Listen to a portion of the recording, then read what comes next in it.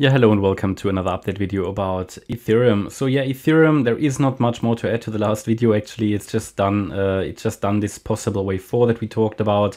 Might be coming down in this fifth wave now. This is not entirely clear. What I can tell you though is compared to Bitcoin, Ethereum is holding much better. If I'm looking at this structure of the 13th of February lows, it is still very possible that Ethereum gives us this extension of the fifth wave.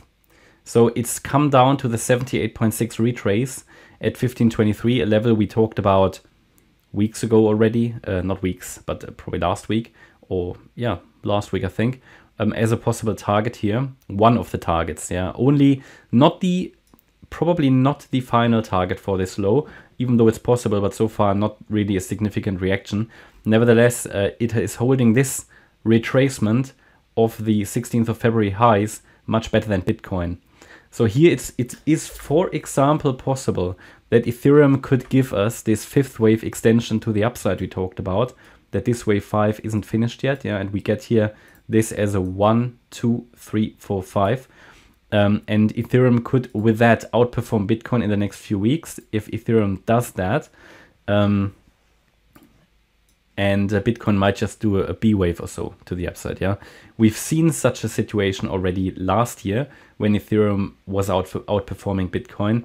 And also, as you might remember, Ethereum could be, in the bullish interpretation of the chart, it could be one step ahead of Bitcoin with this structure here of the June lows 22 as a 1-2 setup. That's a possibility. Based on that, we would now have another 1-2 setup, where Bitcoin would only work on its first 1-2 setup in the bullish interpretation. Either way, there is also here no confirmation there yet that the bear market is over. It is looking much more bullish though than Bitcoin, much more. Yeah, so it's going to be interesting. There is certainly a realistic possibility that Ethereum could outperform Bitcoin if this move to the upside works out. Ethereum hasn't even reached the support area down here. Yeah, that's why I'm thinking: are they gonna do something differently? You know, are they gonna do something like they did back after the June lows last year, where Ethereum really outperformed Bitcoin massively? That's gonna be interesting. But you know, we don't, on the micro level, there is not really anything to add. It remains my view that focus is further on the downside. Here, one more low would be likely, especially as long as we are in the descending channel. If we break out of the channel, it would be great to see a break above 1571 as a first indication the low is in, and then above 1601 for better confirmation. Until then, downside grind continues. Also here, like with Bitcoin, it is possible to get, after this particular low, one more corrective, wave 4 and the wave 5.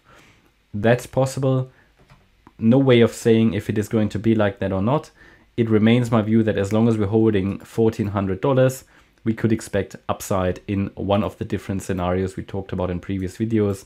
At the moment, this extension of the fifth wave is still very much possible. Or if we drop much lower, the idea that this wave 4 might have never finished and it was just a flat pattern and we're going to rally from there in the fifth wave, that's possible as well.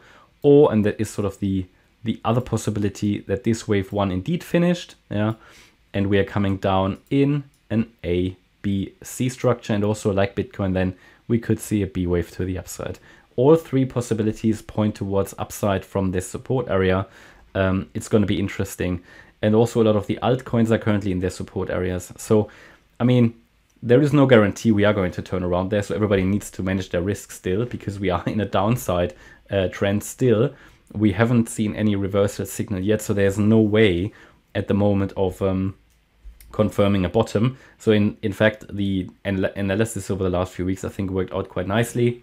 It has focused further on the downside into all those target areas. Now we are in those target areas. Depending on your own strategy, some people might want to choose to add positions carefully, yeah, while still being very much focused on risk management while we haven't got a confirmed low. And if then eventually the turnaround happens, that's the time to become a bit more aggressive and or possibly just to trade the breakout to the upside. Because at the moment, I mean, this could still fail. These setups can all fail, you know, for the altcoins as well. As the market moves often in correlation, you know, if one fails, it's likely that all of them fail. So that's going to be, it's going to be tough. It's going to be interesting.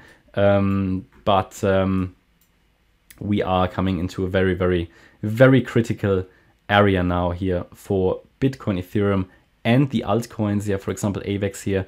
We are in an area where for all of these coins, possible reversals could be happening. So it's going to be very, very interesting this week, next week to watch, especially in light of the upcoming inflation data next week.